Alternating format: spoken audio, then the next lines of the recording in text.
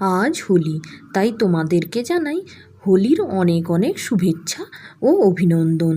যখন থেকে গাছে শিমুল পলাশ ফুটতে শুরু করে তখন থেকেই যেন আমাদের মনটা হোলির আনন্দে অভিভূত হয়ে থাকে। আর হোলির রং বলতেই আমরা হলুদ, সবুজ, লাল এগুলোকেই বুঝি।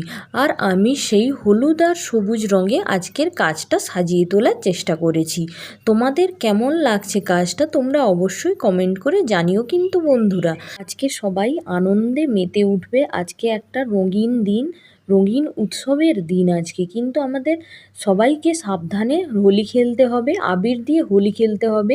তোমরা কিন্তু কোনো রং দিয়ে, যেই রঙগুলো চোখে লাগলে জ্বালা করে, হাত পা জ্বালা জ্বালা করে, সেগুলো দিয়ে রং খেলবে না। আর যাদের ছোট ছোট বাচ্চা আছে আমার মতো, আমার যেমন মেয়ে খুব ছোট, যাদের এরকম ছোট ছোট বাচ্চা আছে সেই সব মায়েদের কিন্তু খুব সাবধানে রাখতে হবে নিজেদের ছোট ছোট ছেলে মেয়েদেরকে। না হলে ওদের গায়ে যদি রং লেগে যায় তাহলে ওদের চোখ জ্বালা জ্বালা করবে আর ওদের ক্ষতি হতে পারে। তাই তোমরা কিন্তু সাবধানে রাখবে ওদেরকে। আর আমার ভিডিও যদি তোমাদের ভালো লাগে তাহলে শেয়ার করে পাশে থেকো। ধন্যবাদ।